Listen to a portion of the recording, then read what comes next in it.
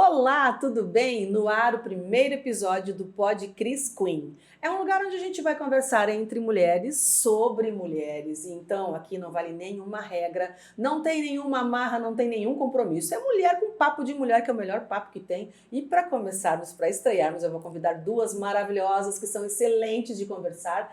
A linda, querida Lúcia Madruga. É hoje aqui o encontro, então, Lucinha? Sim, é hoje que começa. Hoje que começa. E a maravilhosa Estela, que está aqui conosco, Estela Mota, que rende, gente, conversas intermináveis, assim, maravilhosas. Que bom que tu está aqui também. Obrigada pelo convite, Eu Cris. que agradeço. Meninas, nós vamos começar por um assunto que é meio desagradável, assim, mas ao mesmo tempo extremamente necessário. Nós estamos aí no século XXI, já tivemos mulheres presidentes do Brasil, temos mulheres CEOs, mulheres em todas as profissões, mulheres políticas, mulheres em todas as áreas, mas, para nossa tristeza, ainda assim, nós temos mulheres sendo subjugadas, vítimas de violência sexual, de violência física, emocional, patrimonial, todos os tipos. Queria colocar aqui, só para a gente começar o nosso assunto, um caso recente. Agora, em início de janeiro, tivemos o julgamento do Daniel Alves, aquele jogador brasileiro, que lá em Barcelona, na Espanha, levou uma moça para o banheiro. Ela diz que ele a derrubou, a forçou numa relação sexual, bateu no seu rosto e ele já está sendo julgado, então. Em paralelo, temos casos recentes também de estupro aqui na nossa cidade. Nós somos de Santa Maria, aqui no Rio Grande do Sul. Eu queria começar conversando com você, só jogar essa conversa e depois não tem mais nenhuma regra. Por que a mulher ainda passa por isso hoje em dia? Então, Lucinha, eu estava até dando uma estudadinha, eu estava falando para a Cris, né, que eu não gosto muito do improviso, adoro estudar um pouquinho para poder falar com mais conhecimento de caso. Faz uma parte, o outro alguém faz a outra. Nossa parte é outra. Mas o feminismo, ele surgiu no final, né, do século XIX e ele veio muito embasado nos conceitos da Revolução Francesa, né, então, né, de igualdade, liberdade e fraternidade. Então, lá naquela época, as primeiras mulheres pensadoras começaram, então, a lutar sobre seus direitos, a lutar pelas suas liberdades, não só de trabalhar, mas também de direito a voto, de serem incluídas nas leis, lutar contra os casamentos arranjados pelos pais, não é? E foi naquela época, né, que a Olímpia Gogê, ela fez a Declaração dos Direitos de Cidadã, né, que foi o primeiro marco do feminismo, onde a luta feminina começou. E a partir dali, então, uma batalha intensa em várias ondas. Então, essa época foi a primeira onda do feminismo, né? E aí a gente vê essa dificuldade que elas tinham e que a gente ainda tem, mas a dificuldade que era muito maior, né? Porque elas eram consideradas propriedades dos seus pais, dos seus irmãos, dos seus maridos. Sim. E aí, Lucinha? E eu acho que é por aí que a pergunta da Cris tem um sentido, né? É justamente dessa condição de ser propriedade. A mulher, ela sempre esteve colocada nessa posição de propriedade, de ser, de dar o suporte, de não estar à frente, né, de toda a condução da sociedade. E muitas vezes nós mesmas não conseguimos sair desta condição, né? Então, o homem ele se mantém nessa coisa do poder, né? Do patriarcado, né, Lúcia? Patriarcado, nós somos poder, propriedade, somos filhas, somos e nós esposas. temos que lutar muito para sair desse lugar, né? Eu até vou usar um exemplo, né, Cris, porque tu gosta de que a gente possa conversar assim bem livremente, né? Isso que é o bom da conversa. Há um tempo atrás eu fui a um evento que, na categoria onde eu estava, predominam as mulheres, né? E a gente chegou ao evento e eram 600 mulheres, 600 pessoas. Dessas 600, seguramente 550 eram mulheres. Nossa. O restante eram homens.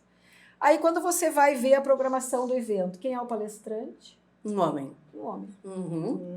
Aí você vê a constituição do palco, né, do evento. Chama-se 4 homens para fazerem palestras. E quem é que fica com o papel na mão, conduzindo a conversa e sendo vamos dizer assim, a cerimonialista e a pessoa que executa aquela tarefa? Uma mulher. O papel de né? servidão, né? Então de ficou servidora. a sim. mulher no papel de servidão, de servidora. E isso chama atenção. Uhum. Quando você pensa também que o evento tinha na comissão organizadora muitas mulheres. Né? Então você vê assim, quando alguém vai falar com propriedade sobre alguma coisa, por que tem que ser o homem? Exatamente. Por que não é uma mulher que vai lá e fala com propriedade sobre aquele tema? Por que a gente tem que buscar, né, na figura masculina essa segurança? E eu acho que muito disso que o homem ainda mantém, né, de ser o proprietário, de ser dessa sociedade, né, baseada no patriarcado, faz com que ele pense que a mulher é propriedade dele, e ainda alguns, né, cometam atrocidades como essas, né? Que até um tempo atrás talvez fossem aceitáveis, né? Um homem quer sexo, a mulher não quer. Ele força a mulher. A gente tem estupro, inclusive, em casamentos, né? Sim. Agora, um evento assim, eu participei uma vez também, eu fui fazer uma palestra em Porto Alegre e era do Dia da Mulher. 80% das pessoas lá eram homens, era o contrário, e era o Dia da Mulher. E 90% do tempo do evento, homens falaram. Quando ninguém mais queria falar, que foram servir o jantar, aí eles me chamaram para falar. Ninguém mais queria me ouvir. Já estava todo mundo cansado, com fome, passando espetos. E aí eu fui falar. E eu fui lá na frente, dei 3 ou 4 boa noites. Ninguém nem me olhou, conversando. Aí eu apelei para a educação e eu falei, mas hoje não é Dia da Mulher? Não estou entendendo por que só homens têm aqui. Eu arrisquei muito, eu poderia sair dali vaiada, mas não, até que eles me toleraram alguns minutos ali, mas deu para ver que é contragosto, porque era um evento do Dia da Mulher para ser celebrado e com palestras, etc., de homens. Então, agora, o que vocês acham? Por que ainda algumas mulheres aceitam essa subserviência? Então, quando tu falaste o tema, né, Cris, eu fiquei pensando muito sobre isso, né? Eu penso, porque é a minha área, né, até na questão da memória genética ou alguma coisa atávica ou biológica que a gente traz desde que o mundo é mundo, não é? Os homens das cavernas carregavam suas mulheres pelos cabelos. Exato. Então, e eles que caçavam e alimentavam a mulher. Então, eu penso que a maneira como a sociedade se estruturou desde o princípio, sempre o homem na frente como desbravador, né? Como guerreiro, e a mulher no papel de servidão. Então, a gente lutar contra milhões de anos de uma estrutura social estabelecida é muito difícil. E nós não podemos esquecer que quem cria esses homens são mulheres, somos nós, não é? Né? Então, a influência da mãe como formadora desse indivíduo, desse homem, né? Mostrar com exemplo de ser uma pessoa decidida, determinada, independente, fazer com que ele respeite, entenda, mostrar os limites, né? Então, eu acredito que, e agora eu posso até ser polêmica, mas que as mulheres têm uma espécie de culpa, né, nessa questão toda, em função de que esses homens são criados por nós. Então, a gente precisa trabalhar a cabeça dos nossos pequenos homens para se tornarem homens que respeitem ainda mais as suas mulheres, né? Isso. E quanto antes começar as coisas, né? Ensinar já lá na escola, no ensino fundamental. Na base. Eu acho, parece uma coisa, as pessoas podem dizer, porque é velha, né? Mas eu acho ainda bonito um homem abrir a porta para uma mulher, num elevador segurar a porta, gentileza, ser humano com ser humano de forma geral, mas algumas coisas parece que não mudam, e aí alguns homens confundem quando a mulher quer ser uma mulher para frente, respeitada, com direitos iguais, que precisam perder algumas gentilezas, né? São coisas diferentes, né? Ou que a mulher que é empoderada e que está numa posição de liderança tenha que abdicar de ser feminina, né? Ou ter sensualidade, não é? Existem estudos, né, que minha formação toda na área de administração, muito tempo estudando, né, toda essa constituição, e existem estudos que falam, né, que a mulher, na condição de liderança, ela se coloca muito nas características do homem, para justamente ter essa força de conduzir uma equipe, né? Então, há essa transformação.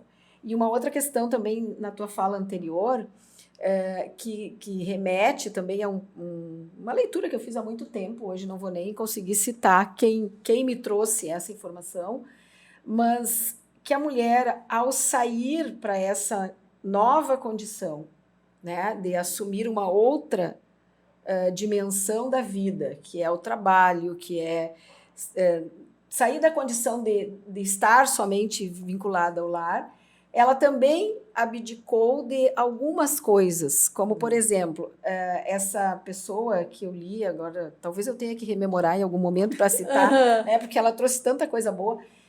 Ela diz o seguinte, ó, que a mulher disse ao homem, de certa forma, isso. Ó, eu vou sair de casa, mas não te preocupa que eu continuo fazendo tudo o que eu fazia para você não ter que se envolver com isso, que é a minha tarefa. Ou então para aceitar. E aí a própria mulher, né, se colocou nessa condição de dizer assim, eu preciso sair, eu quero sair, mas eu dobro a jornada. Certo. Que é o que a gente vê então, na é como maioria você dos diz, lares, né? Não, pode ser polêmico o que eu estou falando, mas essa condição, ela existe, né? Em muitas das nossas atitudes diárias, se a gente for pensar, né? Nas nossas próprias atitudes diárias, né?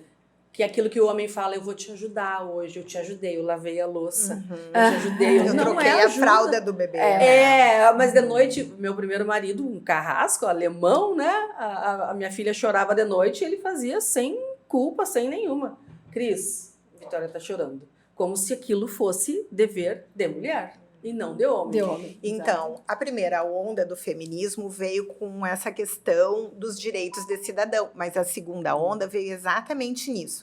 A necessidade que a mulher sentia de ter o controle da sua fertilidade foi quando, então, nos anos 60 surgiu a pílula. E o que ela queria? Trabalhar fora, ocupar o espaço dela na sociedade. E aí ela acabou barganhando com o homem. Eu posso sair e trabalhar, mas eu mantenho a casa e todo o suporte necessário do ambiente familiar e doméstico da família, os cuidados da alimentação, higiene da casa, das crianças, para que tu me permitas que eu possa sair, né? Então, essa espécie de barganha que foi feita, velada, para que ela pudesse ocupar um papel profissional na sociedade. Então, passo a passo, a gente está ganhando o nosso espaço, mas ainda assim a gente tem muita dificuldade de se libertar de certas obrigações que nos foram atribuídas, e eu não sei nem por quem, né? Mas talvez até por essa questão da sociedade ter se estabelecido dessa maneira desde o tempo.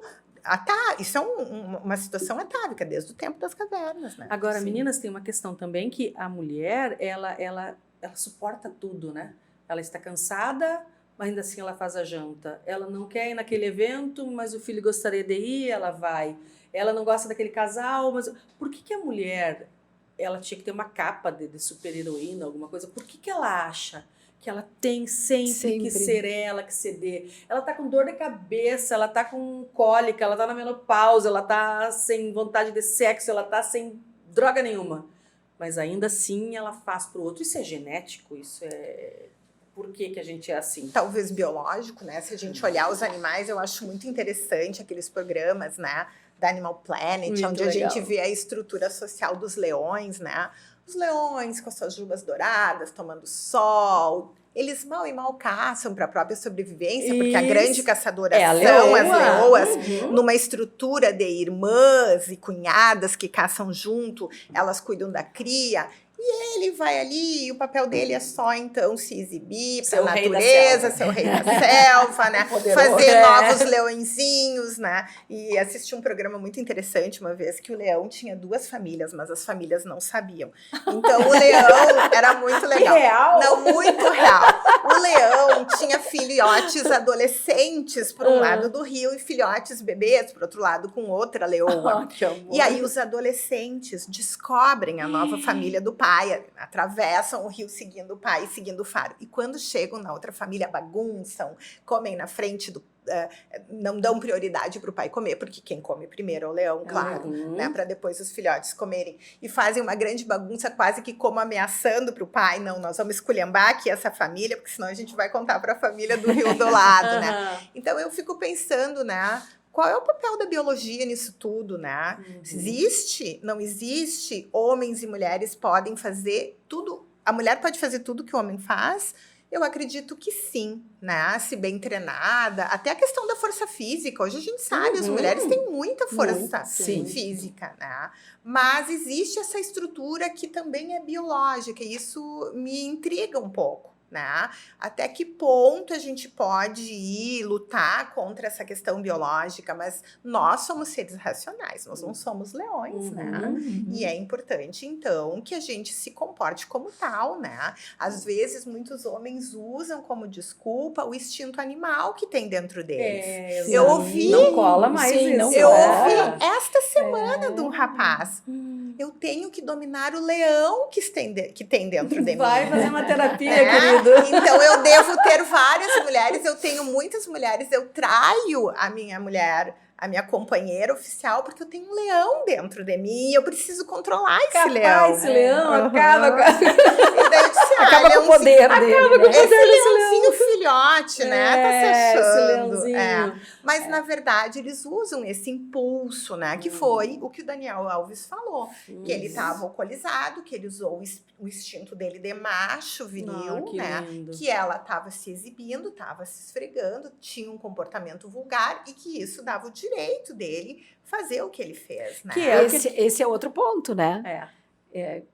Com que direito ele faz por ele ter uma interpretação a respeito do comportamento. Com interpretação né, da sexualizada. mulher, dessexualizada. Mas, do comportamento. por exemplo, se a mulher usa um decote, ela deu margem o cara Ah, olhar pro seio sim, dela. Se ela sim. tava com uma roupa apertada, ela quis ser olhada. Agora, o homem, ele tem que se desconstruir, porque dizer que é instinto, dizer que está possuído pelo demônio, como a gente teve casos recentes, não justificam mais. Nós temos que ser pessoas equilibradas emocionalmente, com inteligência emocional. Então, somos seres racionais, não somos leões. Exato. Né? Então não tenhamos Exatamente. essas desculpas. Agora, no caso do Daniel Alves, com certeza, acredito, né, que não tenha sido talvez a primeira vez, porque o poder que um jogador de futebol tem, né, um europeu muito rico, bem-sucedido, quantos outros casos talvez não tenham acontecido e a mulher tenha pensado, quem sou eu perto de um Daniel Alves, de um leão desse tamanho, dessa grandeza, né? E quem sabe mesmo eu não me insinuei? Será que eu também realmente não quis? Então, aí a mulher muitas vezes se culpabiliza pela animalidade masculina, né? Sim, inclusive nesse caso aqui, mais recente, aqui em na Santa cidade, Maria, aqui na Nossa, cidade. realidade, né? Olhando as notícias, assim, eu até comentei no final, eu acho que essa menina, ela teve muita coragem. Porque dificilmente, né, na condição que ela estava, ela iria também se sobrepor àquela figura masculina, que é uma figura renomada, presente, inclusive presente naquele ambiente, na própria sociedade onde eles aconteceu, conviviam. onde era a convivência, né? Eu achei que ela foi de uma coragem assim incrível. E eu acho que quando nós conseguirmos, né, enquanto mulheres, encontrarmos essa coragem para vencer essas barreiras e demonstrarmos a nossa condição e a nossa competência, né, porque nós mulheres temos a competência para isso, eu acho que aí sim a gente vai conseguir mudar, mas é muito peso, né, no nosso ombro, na nossa formação. A gente a gente conhece ainda pessoas da nossa geração em que as mulheres, da nossa geração não, porque senão nós estaríamos com 90 aninhos aqui, né? Mas de gerações que ainda estão conosco, em que as mulheres receberam menos herança da família do que os homens. Século, né? No nosso século, nós temos famílias aqui na nossa cidade que as pessoas ainda brigam na justiça porque o pai deixou a herança mais para os filhos homens e as mulheres não aceitaram. Imagina para aquilo isso. que é de direito dela, ela teve que ir para a justiça. Eu conheço um caso muito próximo em que as pessoas... Aconteceu isso. Os filhos receberam campo, o dobro do que a filha mulher recebeu. Agora, pensa bem o quanto isso não era rotineiro, às vezes, culturalmente, Sim, na construção daquela família, daquela sociedade, né?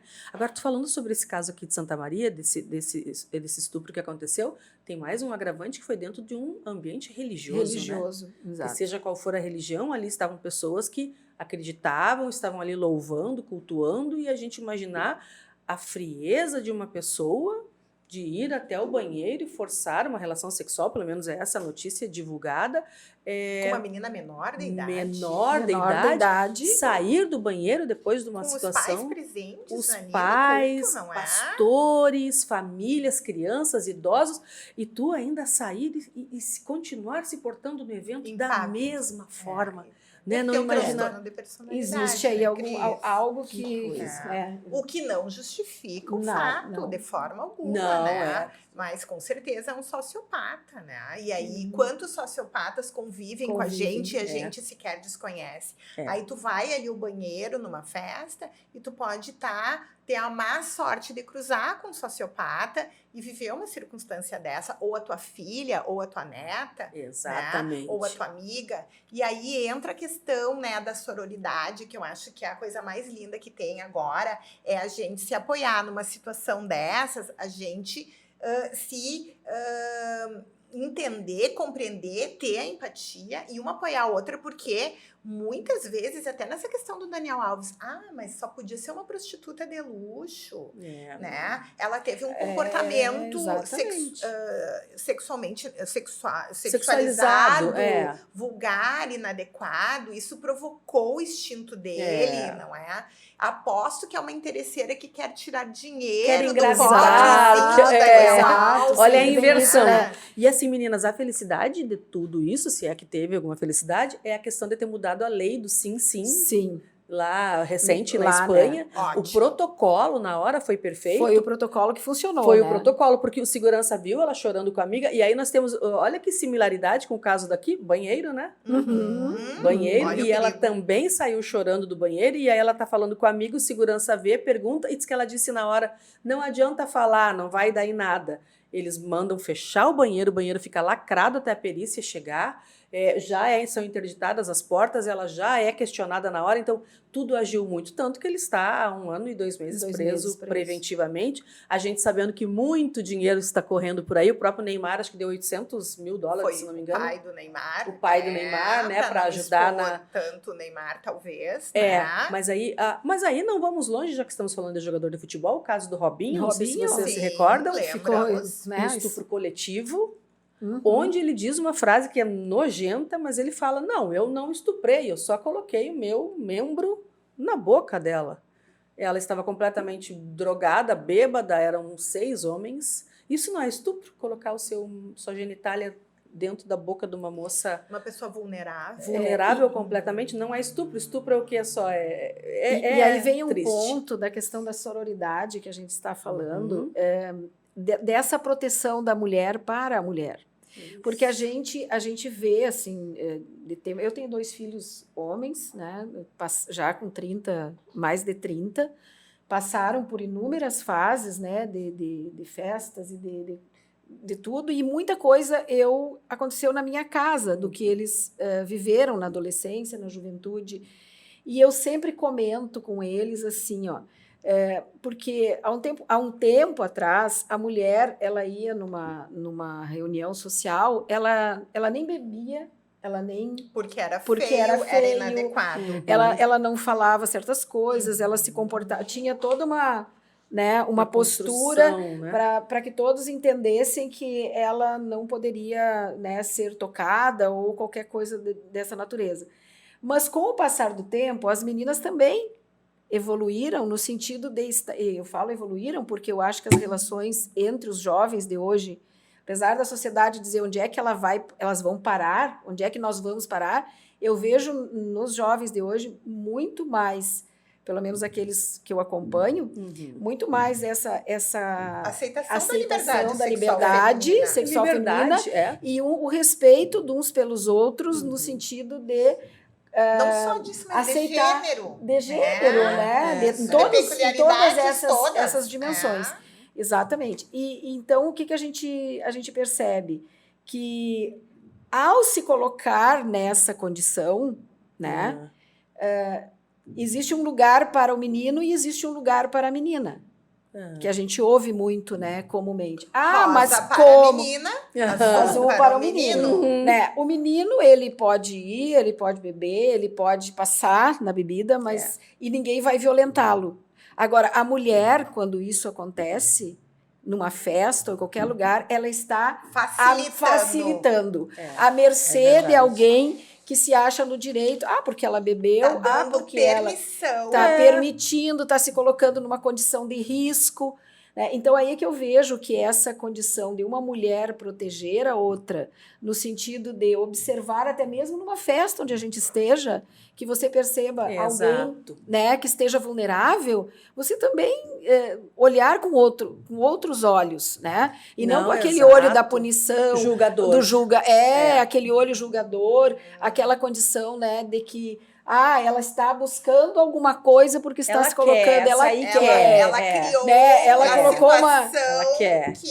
que determinou o ato, né? E a gente ouve isso diariamente, em vários ambientes, em vários lugares, Por tu várias ainda mulheres ouve. que a gente ainda admira e ama muito. E até por mulheres a gente Exato. ouve, Mas né? a mulher, muitas vezes, ela é até mais punitiva, ela cobra mais da outra mulher, é ela que aponta a celulite, ela que aponta a gordura, a ruga, ela que aponta se a mulher é vulgar, se é oferecida, e a mulher, ela não se protege. Vejam o homem. Um homem atrai o outro homem, tu pode torturar, que ele não conta. Agora, a mulher viu alguém traindo, tu viu a vagabunda? Verdade. Tava lá se agarrando, é vulgar mesmo. Infelizmente, a mulher tem um pouco essa postura machista do ponto de vista de julgar a outra. Eu vi uma experiência social que eu gostei muito. Era uma moça, ela chegava num ambiente público, assim, aberto, e chegava um rapaz, oferecia uma bebida para ela, e ela toma, meio em dúvida, toma. Era combinado, era uma experiência social, e ela vai ficando como se alcoolizada, drogada. E aí ele fala, peraí que eu te levo para casa, eu sei onde tu mora. E tem uma senhora bem simples, sentada assim, próxima, e ela fica observando aquela situação, né? E aí ele já tá levando a menina, e ela vem de lá e não vai levar, não. Eu vi que tu não conhece, chegou agora, ela vai ficar aqui, eu vou achar no celular dela o número da mãe dela. Ela abraçou de uma forma protetora, não tinha tanta diferença da idade, mas esse é o nosso papel. Claro. Porque entrou no carro aquela menina, claro que ali era uma experiência, mas entra no carro alguém vulnerável, o carro é um local onde coisas terríveis acontecem, né? Dentro dos lares, muitas vezes, os próprios familiares, né? Quanto abuso se vê, professores, aqui na cidade nós já tivemos quantos casos já tivemos, né, de professores que usam desse seu poder, dessa sua autoridade para abusar das pessoas. Então, a gente tem que estar muito vigilante, se cuidando, não importa se é filha da gente, se não é, se é amiga, se é aquela adversária, se é aquela mala, se é chata. Situação de risco, mulher, é sororidade, realmente. Tem que proteger a mulher, né? E proteger as meninas, né? Falando sobre as estatísticas, deu tempo preparado, mas é assustador. A cada minuto, 8 mulheres são abusadas sexualmente no Brasil. 74% são crianças, né? Ai, que horror. E geralmente no ambiente doméstico. Então, às vezes, os próprios companheiros das mães, não é? Ou o pai, o tio, o vizinho, enfim. Um avô. Né? Um avô. Que tristeza. Sim, E com o advento do Viagra, começou a se ver mais os avós, vocês não concordam? A gente não via tanto abuso por parte, não de avós, mas de homens mais velhos, a gente não ser cruel. Mas com o advento do Viagra, de outros estimulantes, a gente vê mais o homem percebe idoso, que o homem mais violentador. Ele não tinha um protagonismo nefasto desse, né? Agora lembrei, meninas, uma vez, éramos 5 mulheres conversando, né? E a gente começou a falar sobre isso, sobre pequenas atitudes que também são constrangedoras e podem ser consideradas abuso. Das 5, 4 sofreram experiências na infância. Né? Sendo que 2 irmãs eram padre que frequentava a casa da família e era convidado para almoços e era muito homenageado, muito respeitado, muito reverenciado. E aí ele pegava as meninas no colo e tinha um comportamento inadequado, tocava, enfim, estava excitado. E as meninas tinham muito medo de contar para os pais, porque ele era uma figura muito querida, muito respeitada, né? Então, ali nós estávamos conversando. Eu me lembro de um episódio que aconteceu comigo. Eu tinha uns 6 anos e fui para a praia. Na casa de trás, eram casas conjugadas, tinha uma família onde tinha uma moça lindíssima de 18 anos e tinha um namorado, né? Que também era muito bonito, surfista. E eu brincando assim no tapete, o rapaz disse, vem cá, menina querida, vem cá. E eu pensei, né? Comigo. Vem cá, senta aqui no colinho do tio. Eu sentei e foi o primeiro beijo da Moca. Foi roubado, Tu tinha quantos anos? 6 aninhos. Ai, meu Aí eu Deus. saí correndo, fui pra casa escovando o dente. A mãe perguntava, por que tu escova o dente, Stella Maria? Mãe, eu tô com muito mau hálito, não contei pra ninguém. E sabe o que eu pensei? Ai, a minha amiga é tão linda, uma Barbie, eu roubei o namorado dela, porque ela vai inocência, brigar meu Deus. comigo. Eu gostei tanto dela e eu roubei o namorado dela. A inocência, Tu vê, né? O perigo que a gente corre. E os pais achando, não, as crianças estão brincando junto, tá tudo bem. Era um rapaz jovem, um rapaz, que loucura. o namorado da moça que estava veraneando na casa de trás. Então, essas coisas acontecem. Agora, imagina se tu tivesse exposta mais vezes, com mais frequência, eu poderia... Com certeza, nunca mais me aproximei, não é? Mas aí já foi um aprendizado, né? A duras penas. Então, desde pequena eu procurei evitar de ficar sozinha com o indivíduo masculino num ambiente onde eu não pudesse ter outras pessoas comigo. Ali eu aprendi bem cedinho, né? Que eu não podia me expor a indivíduos do sexo masculino quando não tivessem outras pessoas juntas. Né? Mas isso poderia ter desenvolvido até um trauma, né? Sim, sim, é isso que é justamente o ponto, né? Olha a tua fala, Stella. Eu aprendi desde cedo a não estar num ambiente com a figura masculina. Nossa, que coisa horrível isso, né? Que coisa triste você ter que pensar que na nossa sociedade, com tudo que o ser humano já avançou em todas as áreas, a gente ainda viver situações como essas. Né? A gente ainda encontrar situações... outro dia, num local, que eu não posso dizer onde, mas eu entrei num ambiente, existia uma família, uma criança de 4 anos, o pai, a mãe, uma família assim, tranquila, e naquele ambiente muitas pessoas sabiam que o pai violentava aquela menina de 4 anos. Mas e aí? E a mãe concordava. Não, mas aí tem conselho tutelar, tem polícia? Sim, já foi, e tinham sido encaminhadas várias tentativas e não tinha conseguido até o momento em que eu vi aquela situação. Nossa. Alguém conseguir adentrar naquilo. Naquela situação doentia. Porque a mãe, às vezes, né, ela tem medo, vergonha, né? Mas isso a gente não pode ter, não é? E aí entra a sororidade, de fato, a legítima sororidade, né? É a própria filha, às vezes tem vergonha da sociedade, medo de se expor, né?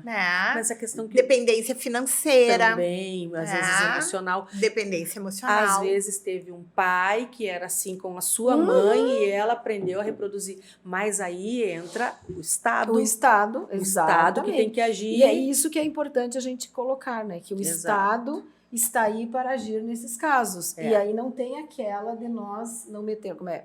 Em briga de marido e mulher, ninguém mete a colher. Né? Isso não... Já foi. Já tem foi. o Disque 100, que é um local muito bom para a gente fazer denúncias anônimas, né? É permitido a pessoa, quando a gente liga, ela pergunta, quer se identificar? Não querendo nem o telefone, absolutamente nada, é anotado, é totalmente anônimo. Se precisa falar, especialmente para proteger as crianças, porque pensa uma criança dessas de 4 anos. Agora, recentemente, teve um bebê também estuprado pelo próprio pai biológico.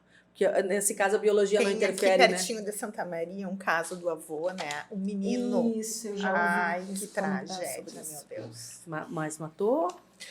Não, ele violentava o menino e abusava, mas assim, foi durante um tempo, né? Ele ia para casa do avô e aí viram que ele estava machucado, né? E aí foram descobrir, era o avô, uma situação assim, terrível. Eu acho complicado porque o nosso Estatuto da Criança e do Adolescente, ele é perfeito, ele é inclusive elogiado por outros países, mas infelizmente ele é uma letra... Né, em muitos pontos ele é apenas uma letra muito bem redigida, um texto muito bem redigido, porque não tem uma defesa efetiva. Eu conheço uma pessoa que ela é muito ligada à adoção, ela soube teve um caso de uma menina de 11 anos, foi internada por tentativa de suicídio. 11 anos, suicídio já preocupou as pessoas. Lá na internação ela contou que o avô vinha abusando dela há alguns anos. Aí... retiraram essa menina de 11 anos do convívio com o avô e deixaram a irmã dela de 9 com o avô. Um ano depois, essa A menina mesma situação foi se para repete. adoção porque estava sendo abusada reiteradamente. Então, é o mínimo de bom senso alguém perceber se esse perfil Agora, aqui é um abusador, ele é um abusador. Ele não é um abusador seletivo, ele é um Sim, abusador, ele é um né? abusador. Essa barbárie que a gente não entende, É, né? não. Agora, eu não. E isso é que eu não entendo, e é isso que me intriga na questão biológica e até atávica. Vocês já viram casos de uma mulher abusada? O menino existe, mas isso Existe. é muito É raro, bem menos, né? é. A gente não vê isso acontecendo, né? Essa inversão, e eu fico me perguntando, né? Aonde está escrito que eles têm esse direito, e é isso, essa dor que eles não conseguem entender, que às vezes eu falava, eventualmente, pro meu ex-marido, tu só vai entender o que é ser mulher sendo uma mulher, que era que Olímpia Gogê dizia, você não nasce mulher, você se torna mulher, porque a sociedade te faz enxergar o que é ser mulher, e às vezes eles não conseguem se colocar no nosso lugar, o que é ser tratado como um pedaço de picanha, ou uma propriedade, Sim. ou com desprezo, ou desvalia, são sentimentos que só a gente... Então eles pensam, não, essas malucas, né, feministas que queimam sutiã, né, essas mal amadas, essas ressentidas, mas eles não têm ideia do que é o sofrimento que a gente tem desde pequenininha. Tu vê, eu desde os 6 aninhos, com 6 aninhos de idade tive essa vivência, não é? E, né, quantas de nós, quantas experiências, né? Então, eles não conseguem aquilatar, assim, a dor que a gente sente, a humilhação, só pelo fato de ser mulher, né? Que é o que o preto sente, e só Eu ele ia falar sabe, sobre isso. né? Qual é? A dor da distinção, da diferença, do olhar diferente, Da desvalia. da desvalia, a pessoa deficiente, o idoso, só a própria... O obeso. Exatamente, que também é tão fácil, né? O gordo, o esquisito, o preguiçoso, a relaxada, a isso. As Nós já pessoas falamos gostam sobre tanto... isso, né, Cris? Exatamente, é tão fácil colocar rótulos. Eu não sei se vocês acompanham, eu gosto do Big Brother, eu tenho um meu canal do TikTok, eu fiz um vídeo agora esses dias falando sobre o Big Brother, quase 3 milhões de visualizações. Se eu fizer sobre oratória, se eu falar sobre adoção, não vai ter. Não vai ter. Mas quando eu falo de Big Brother, as pessoas gostam. E aí no Big Brother, e ele é um retrato mesmo, Sim, com as devidas manipulações, mas ali se ele vê é um retrato muita coisa da vida de real. uma sociedade acontecendo. E esses dias 2 mulheres... É um experimento, né? É um experimento social. É um experimento social. Eram 2 mulheres conversando e uma se refere à outra como flácida, que ela tinha que trabalhar mais, a fazer mais musculação porque ela era flácida. E elas começam a discutir sobre o corpo, mas aí tu vê uma mulher humilhando a outra mulher por característica física. E para completar, até eu lembrei de ti, Stella, porque ela fala para essa mulher: tuas pregas são rasgadas, tu entupiu o sanitário. Então, além da questão física, ela foi para uma questão fisiológica também. Olha o que foi a necessidade de uma mulher ser cruel com a outra. Então, às vezes, a própria mulher, ela não representa a mulher, né? Ela não carrega a bandeira da defesa da mulher e da valorização da mulher, porque nós somos feitas para parir, né? Nós temos uma propensão a ter quadril maior, a ter coxa mais grossa, a ter mais bumbum, mas a mulher é a primeira... É o estrogênio, né? É o estrogênio bombando. A celulite é o estrogênio, né? Exatamente. Mas aí nós temos a própria mulher apontando. A bunda tá feia, tá caída, tá... Então, como a gente tem... E aí, eu gostei muito do que vocês falaram no início, não lembro exatamente qual de vocês duas, ou se as duas, a necessidade de a gente ir lá para aquela questão lá do ensino fundamental, lá no início, na base, né?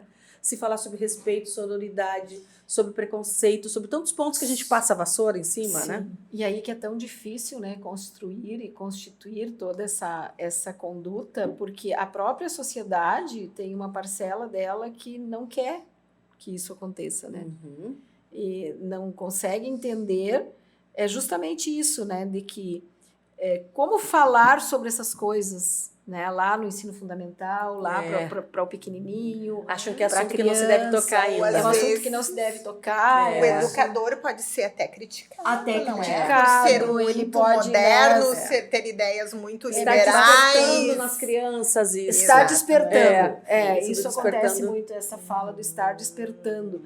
Então, existe toda uma necessidade, né, e, ao mesmo tempo, uma preparação de quem está nesse contexto, né? Para que possa abordar essas questões de maneira a não ser até punido, né? Pelo Exato. próprio contexto social. Mas os assuntos não falados, eles não deixam de existir, né? Exato. É isso que eu a fico hipocrisia, pensando. né? É, Todo mundo hipocrisia. rezando na igreja e ali no banheiro Um homem forçando uma menina a ter relação a barbárie sexual. acontecendo. Exato. Né? Agora, aí a coragem que a Lúcia fez referência, ela poderia ter ido chorar em casa. Ou não contado pra ninguém, Não se ter calado. pra ninguém. Porque ela se colocou ao julgamento de todos da igreja quando ela ela disse, disse, eu fui dentro do banheiro, né? Mas ali está a nossa vitória do feminismo, da luta, dos direitos verdade. das mulheres, porque ela já foi trabalhada, a cabecinha dela já está melhor, então a educação é tudo. Que é a nossa área da amiga aqui, a educação, entendeu? Ela já foi trabalhada, a cabecinha, ela já foi educada que aquilo não é uma vergonha dela, e sim uma vergonha dele, né? E que ela tem que se defender naquela situação. Agora, um outro momento, acho que é válido a gente trazer uma pessoa da área do direito, uma operadora do direito, para conversar conosco aqui, para nós entendermos como um crime hediondo, né? Como o Daniel Alves está lá há 1 ano e 2 meses, e como aqui, com uma menor de idade, a pessoa está solta. Né? É algo que a gente... Consegue argumentos para, no mesmo momento, né? Exato. Notícias que... É menor de idade, foi presenciado a situação. Então, são coisas que às vezes a gente precisa tentar entender. E aí, talvez a nossa legislação esteja não só com relação à violência sexual, importunação, etc., mas a nossa legislação, ela tem que andar um pouco. Nós temos leis ainda de 1945, nós temos leis já ultrapassadas, né? Não é só isso, né, Cris? Quem executa as leis, né, são homens, né? Então, a gente sabe que hoje, para a mulher se defender dessas agressões físicas e sexuais, existe delegacia da mulher, elas devem ser atendidas por mulheres, porque, por vezes, é aquilo que a gente falou, é atávico, é biológico, está incrustado no DNA, não sabemos, não é justificativa, porque nós somos todos seres racionais, mas a dificuldade que a gente tem de que um homem entenda essa situação. Claro que existem homens que entendem, compreendem, aceitam, mas existe uma parcela de homens que ainda não compreende, não entende, julga, critica, humilha, né? Então, se isso não existisse, não ia ter porquê as delegacias de mulheres, as delegadas, né? Então, a gente sabe que isso é muito difícil, mas a gente já conseguiu bastante coisa, né, meninas? Sim, mas aí devagarinho temos que vamos, né? Essa luta, né? Temos que falar sobre os assuntos que, mesmo que por vezes possam ser desagradáveis, ou pesados, criticados. Né? As pessoas não gostam de algumas palavras, como a do abuso, importunação sexual, do próprio estupro, né? São palavras que realmente terrível, mas muito mais o ato e quem é vítima. E eu acho que é só falando mesmo que a gente consegue trazer para as pessoas, inclusive, tivemos João de Deus, né? Não sei se vocês assistiram. Nossa, Cris, que coisa incrível terrível, esse caso, né? Eu assisti um documentário, eu acho que da Netflix, não sei se vocês tiveram a oportunidade de assistir. Como aquilo se sustentou por tantos anos? Muito interessante. Vocês não assistiram esse documentário do João de Deus? Assisti. Ele realmente me parecia um bom médium, sabe? Fazia curas, tanto que Oprah, Xuxa, artistas do mundo iam até ali, e ele parecia realmente num transe, e depois é nítido, o documentário está perfeito. Ele pega, por exemplo, uma fala do João de Deus e faz aquela mesma fala por anos, em contextos diferentes. Olha o trabalho de pesquisa que teve dentro, muito apurado. E ele começa a ficar muito mais sexualizado, cochichando que quer ver mulheres na fila, levando para o quarto.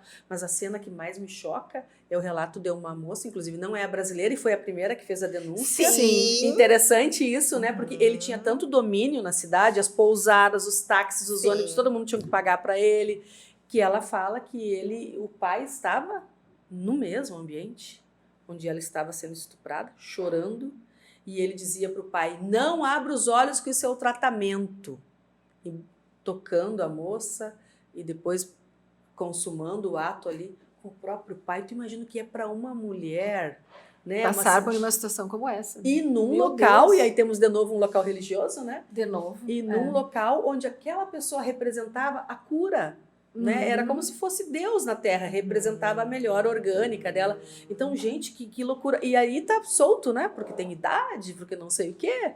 Quantas vítimas de estupro? Aquele médico geneticista, se não me engano, Sim. né, que também abusava das pacientes também. Quantas vidas, quantos casamentos ele terminou. E aí a gente vê muitas vezes aqui no Brasil, a gente ainda vê o poder financeiro livrando as pessoas de crimes sexuais. Vocês não concordam? Concordo. Mas não é só a questão financeira também, né, Cris? Tu vê, esse caso aqui de Santa Maria, ele não tem tanto poder financeiro assim e tá livre, né? É verdade. Pois é, e pouco movimento em torno da situação. Ficou muito abafado. Exato, em vez das pessoas trabalharem e mexerem na sujeira, elas abafam. É que é muito constrangedor, muito né? abafado. Mas desconfortável. Mas a advogada que assiste a vítima, eu levei até o programa e ela fez questão de dizer, porque ela disse, olha, é quase como, a sensação que eu tenho é como se o caso estivesse perdendo a existência dele. Ele foi enfraquecendo. Só que a vítima continua ali, traumatizada, não tem saída, tá indo a psicólogo, sabe, tá triste, tá envergonhada, mas é como se fosse perdendo força. Nem ganhou força, só deu uma inchadinha e já murchou de novo. Por quê? Porque a própria sociedade cria uma maneira de controlar porque o assunto é desagradável, né? E mexe com coisas que a gente não sabe lidar. E mexe talvez com muitas pessoas que podem ter sido potenciais vítimas de classes da cidade que não querem mexer nessa sujeira.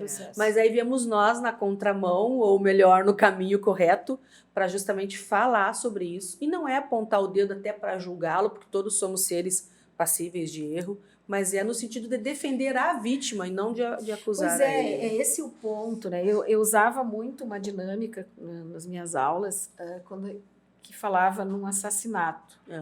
Então, era uma situação que era colocada, né? E aí, no final, as pessoas que estavam ali tinham que tomar uma decisão.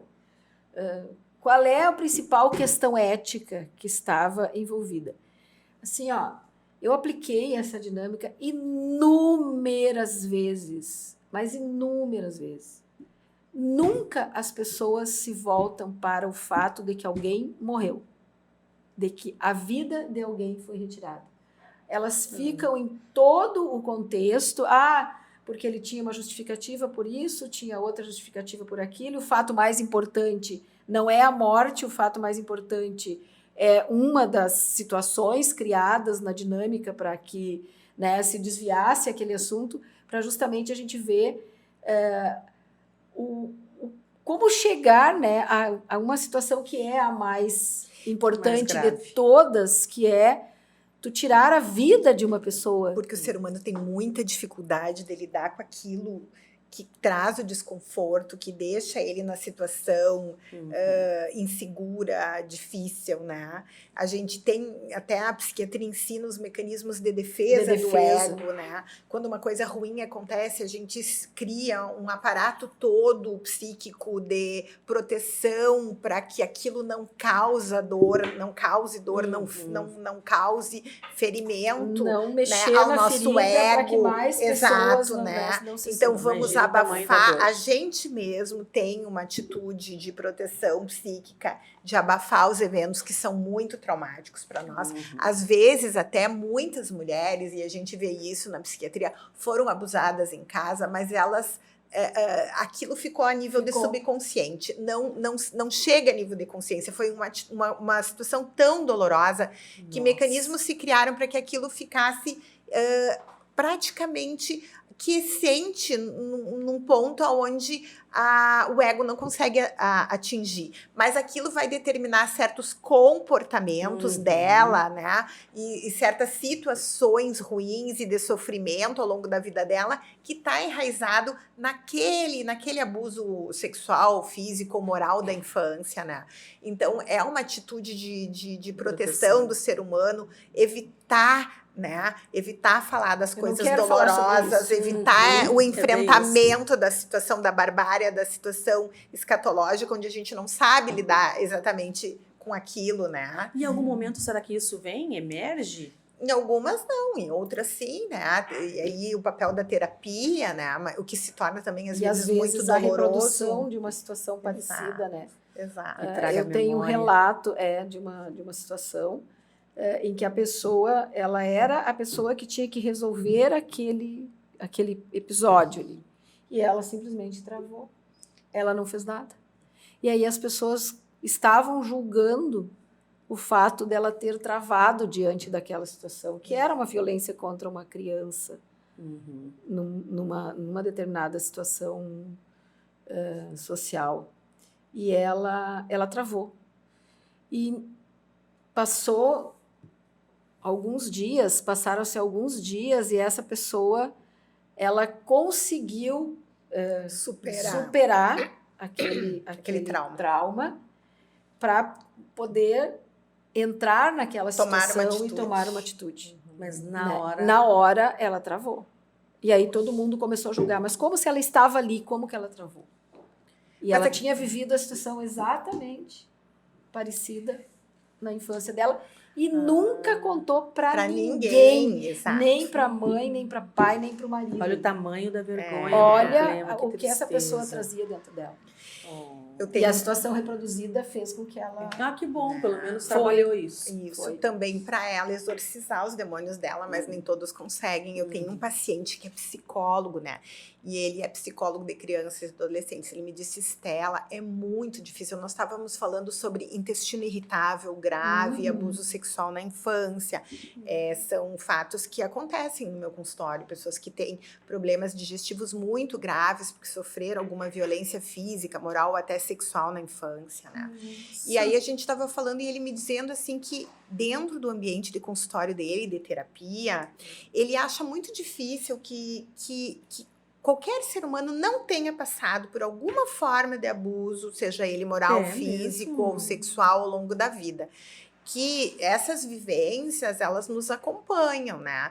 E elas podem ser mais ou menos traumáticas. Eu tenho também uma paciente que foi abusada pelo primo, um pouquinho mais velho, que a família interpretou que ele era adolescente, estava naquele momento onde a sexualidade, os hormônios estavam ao máximo. A flor da pele, o leão dentro de mim, né? Então, enfim. E que a família cobertou e achou que aquilo era uma brincadeira de médico entre primos e que ela exagera, e hoje ela é uma menina que se relaciona com meninas, então aquilo determinou até, talvez, não posso assim afirmar, não é possível afirmar, mas que se relaciona com outras meninas e ela tem muita raiva dos pais, do primo, dos tios, dos avós, que ficaram sabendo do fato e como eram assim, ele adolescente, ela criança, acharam que aquilo não teve importância, que era uma coisa entre criança. Normalizar isso, não se pode normalizar. E até hoje uma luta enorme dela, social, né? Então, e aquela coisa do minimizar para não ter que lidar com a barbárie. Então, vamos fazer que foi uma brincadeira de criança, porque daí a gente não vai enxergar o quão violento, o quão sujo, o quão horrível foi o ato em si e como ela recebeu aquilo, né? Também os psicólogos e psiquiatras falam, né? Tem pessoas que sofrem essas questões de abuso físico, moral, mas elas não carregam aquilo dentro delas, elas conseguem resolver aquilo, né? E tem outras que coisas muito menores, né? Fazem com que elas fiquem com aqueles traumas, com aquela marca, né? Então também tem muito como a pessoa recebe, o que não, claro, diminui o ato em si da violência, né? Mas também existem pessoas mais também, sensíveis. assim, ouvindo o teu relato, me passa um pouco também aquela coisa de proteger o menino. Proteger o menino. Como que, né, que a família vai reconhecer que aquele menino tem um comportamento inadequado, que aquele menino, né, possa estar... É mais fácil achar que aquilo foi uma bobagem. É uma bobagemzinha, não foi nada ali, né? Porque, se a gente falar, talvez ele fique marcado, talvez, né? E ela? Melhor que ela carrega esse probleminha, essa caixinha ruim. Isso agora, não vai ser tanta coisa assim na vida dela, tu mãe de 2 rapazes, a Estela também mãe de um rapaz, eu de 2, como a gente também tem que ter um espírito crítico sobre os nossos filhos, de identificar esse padrão aí, opa, não é normal, não, meu filho ter passado a mão na prima que é mais novinha, ele é adolescente, não deixarmos de ver, porque nós podemos estar ali alimentando feras, né, futuros leões, predadores, E a gente, enquanto mulher, não protegendo as próximas mulheres, né?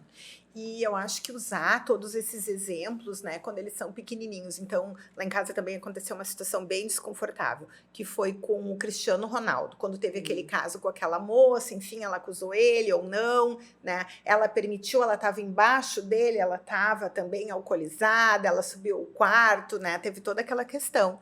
E aí, na época, o Davi era pequenininho. E aí o padrasto do Davi falou, mas também era uma prostituta, estava na boate, subiu, estava sem roupa, já estava embaixo dele. Ele só terminou o que tinha começado. E aí eu ensinei, Davi, não é não. Tu já ouviu falar que não é não? A mulher pode estar nua, embaixo de ti, com a perna arregaçada. Se ela abrir um olhinho e disser não, sai de cima, Acabou meu filho, a conversa. que é não. Né? Não importa a roupa que ela esteja, a profissão que ela tenha, ou a situação que ela esteja com relação ao álcool ou drogas. A mãe quer que tu jure isso para ela, que se tu tiver, né, com uma menina e ela tiver numa situação vulnerável, mas ela abrir um olhinho, no momento que ela te negar o consentimento, tu sai de cima dela, meu filho, porque tu lembra que poderia ser a tua prima, poderia ser a tua mãe, e que a mulher tem direito a negar em qualquer momento, né, qualquer tipo de ato, né, porque ela é dona do corpo dela. Isso é muito importante. Ela não é uma propriedade, um pedaço de picanha suculento que eu posso degustar a hora que eu quiser. Ela não é um ser inanimado. Ela é um indivíduo que deve ser respeitado em qualquer circunstância, independente da roupa, da posição social, da situação que se encontre, né? Então foi muito polêmico lá em casa, porque daí a visão masculina e a visão feminina e o conflito, né? Mas é ali que a gente trabalha a cabeça dos nossos filhos, né? É ali que a gente forma. E essa questão, acho que é super importante na tua fala, é justamente o ponto da mulher entender que ela é dona do seu corpo e é ela que tem que tomar as decisões sobre o que ela vai fazer ou não com ele. Né? E eu acho que esse é um ponto que a sociedade não reconhece, não ensina para as meninas isso desde cedo, e também que causa essa situação do homem achar... Essa permissão. Permissão. Eu posso porque eu estou autorizado. Diante de determinadas situações, eu estou autorizado. Isso não é só numa situação de estupro, é também no casamento, num relacionamento, né? Até na profissão, num ambiente de trabalho, aí não se falando em sexualidade, mas também naquele outro tipo de assédio, né? Com certeza. Que todas nós vivenciamos diariamente. Em algum momento da vida passamos, né? É uma necessidade constante de provar que a gente é competente, que a gente é capaz. Que a gente pode, que a gente tem condições de fazer. Mesmo arrumada, maquiada, de unha vermelha, a gente é uma profissional séria e deve ser respeitado, né? Que independe se a gente tá de saia ou de calça comprida, né? Que independente do comportamento que tu tenhas, assim, dentro de um grupo, se tu é mais alegre, se tu é, né, mais despojada ou não, ali tem uma profissional e essa profissional merece ser respeitada. Então, eu acho que passa por tudo isso, né, também pela própria autoestima, né, a gente precisa desenvolver a autoestima da criança, da menina, desde que ela é um bebê, né? Não sei como, mas a gente precisa ensinar ela a se defender de tudo, né? Que acontece no seu entorno. Eu sempre faço essa metáfora, né? É impressionante, assim, se vocês forem numa reunião de reitores, numa reunião de políticos. Um tempo atrás eu fui numa reunião da Justiça. Quando se constitui uma mesa das autoridades, é muito difícil que tenha uma mulher no meio do Isso é um absurdo. Graças a Deus, isso nos congressos de medicina já está muito mudado. Que bom. Assim, o homem predomina absolutamente. Né? E aí vem uma outra discussão que vem, né, que de repente a gente até está entrando em algumas questões mais do momento, do seu próprio momento de vida, né? Mas assim, aquela coisa de dizer assim, mas a gente precisa das mulheres nesses lugares, então você é que tem que resolver essa questão.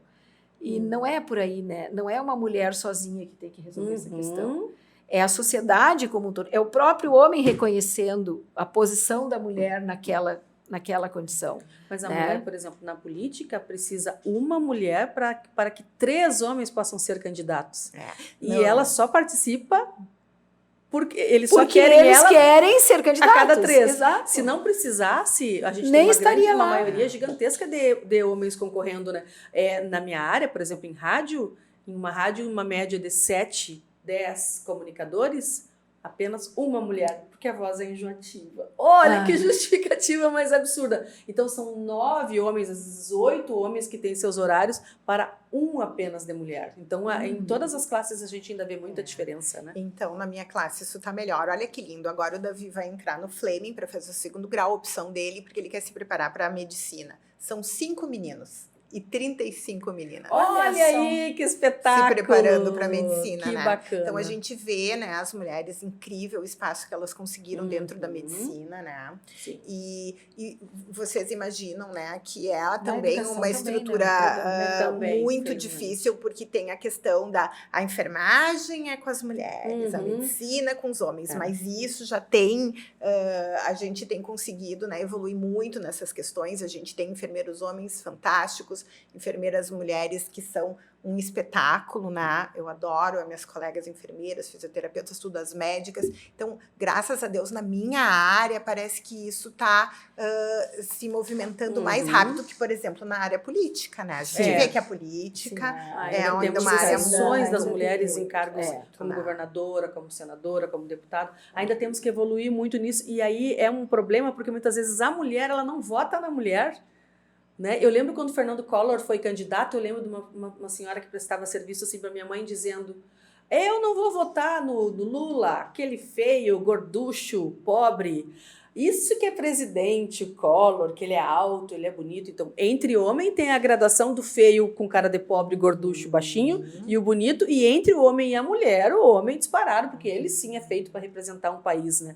Então, a gente também tem que identificar candidatas boas e dar oportunidade de votar em mulheres, né? Mas aí a gente tem que... Isso aí é papo para uma outra oportunidade. Uma outra oportunidade. Porque assim, meninas, eu acho que foi extremamente válido a gente conversar sobre isso. É uma pauta que nunca vai acabar, porque a gente precisa muito falar sobre isso. Achei muito importante, esse podcast vai para todos os lugares, mas nós estamos aqui falando de Santa Maria, de casos de Santa Maria, que temos a violência crescente. O gaúcho, nosso povo é um dos que mais mata mulheres no Brasil. Então, a gente tem ainda um índice de feminicídio altíssimo, e aí talvez seja um pouco cultural, machão, né? A última palavra, o dono da verdade, a honra, etc. Então, quanta coisa a gente precisa rever da pauta para a gente conversar pra caramba. Eu quero agradecer demais. Vocês duas foram escolhidas para estarem aqui por um motivo muito simples, que as duas, por motivos distintos, são muito alvo da minha admiração. Muito, como mulheres, como profissionais, que eu encho a boca para dizer, eu sou fã, é a melhor que tem nessa área, é a melhor que tem nessa área, só porque eu realmente acredito, porque eu não vou nunca falar se eu de fato não acreditar. Então, é uma honra para mim contar com vocês. O nome Queen, eu fiquei pensando, qual é o nome? Para mim, mulher é sempre rainha. Mulher tem sempre um poder de gerar, seja no seu útero ou não, mas de amar, de cuidar, de proteger. Então, tem tudo a ver com vocês. Eu quero agradecer demais vocês estarem aqui hoje comigo, muito mesmo. Eu agradeço muito, Cris, a possibilidade de falar sobre um assunto que até não domino, e aí é o meu posicionamento como mulher, Exato, como pessoa. Né? Isso. E eu acho importantíssimo que a gente fale, porque é um assunto desconfortável, mas a gente tem que dar cara a tapa, vir aqui falar, né? Se expor um pouco mais, não ter medo, né, da crítica. Exato. Isso já é parte, né, da nossa Sim, luta, parte do do que nós estamos empoderamento. construindo aqui, Construindo, falando, né? Exato. E foi um prazer conviver, né, com vocês e falar sobre esses assuntos. Eu agradeço muito essa oportunidade. Eu que agradeço. Próximo encontro com o espumante, por favor. Gostou, Lucinha, da tua Também, estreia podcast? Foi estreia? Não, eu já tinha feito um podcast, né? Já tinha? Não assim com essa performance de Cris, né? Que é sempre né, assim, intensa, incrível, poderosa. Eu sempre brinco com ela, né? Às vezes mando um recadinho, poderosa, você que é poderosa. É que a gente sabe, nós enquanto mulheres aqui, cada uma de nós trava no mínimo um monte de lutas pessoais, particulares, né, familiares, e o quanto é difícil, porque nós três aqui estamos conversando sobre representatividade feminina, e o quanto, fora esse assunto que nos une, nós temos outros tão particulares que permeiam toda a nossa vida, né? E ainda assim a gente não... Tudo bem, né? Tudo bem. E entender, assim, que nós somos exemplo, né? Existem muitas mulheres que se espelham na gente. Eu sou uma mãe solo, que cria um filho, uma médica, moro numa casa só com o menino e os meus pets, entendeu? Me sustento, né? Sou uma pessoa que não abre mão de ser feminina para ser profissional. Então, eu acho que também isso, né? A gente tem que mostrar para as mulheres que elas podem, que é possível, que é difícil, mas não é impossível. Não, né? com certeza, com certeza. Exatamente. Tem dias que parece que pesa mais, né, aquilo que a gente traz, né? Porque a gente nunca consegue deixar uma parte, né? A gente está com todas elas. Não, é. Óbvio. A gente está com todas elas em todos os lugares, né?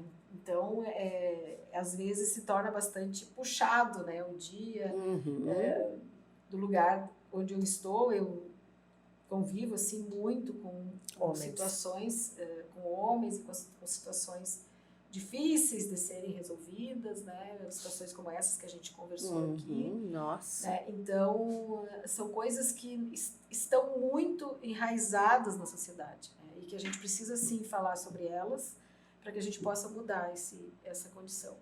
Então, Cris, mais uma vez, né, parabéns pelo teu trabalho, pela coragem que tu sempre tens, né, de propor coisas novas, de estar buscando este lugar, né, e uma honra ter aqui contigo nesse Mas momento. eu que acho. E conhecendo a Estela maravilhosa aqui. Sim, olha que poder. E assim, Lucinha, se a gente só for na onda é mais fácil, né? Sim. Às vezes a gente é aprovado, é o legal, né? É aquela Ter pessoa... coragem de puxar. Não, mas a gente veio para causar polêmica. Muito obrigada, lindas, que honra. Vou dirigir ouvindo nosso podcast no Spotify, muito legal. Obrigada, Andrei, Amado, obrigada ao Nick, uma super honra mesmo. E para você, espero que você goste desse conteúdo. Vai para o YouTube, vai para as nossas redes sociais, todos os contatos das meninas, que são maravilhosas, e também no Spotify. Beijo para vocês. Lá, meninas, ó, beijo!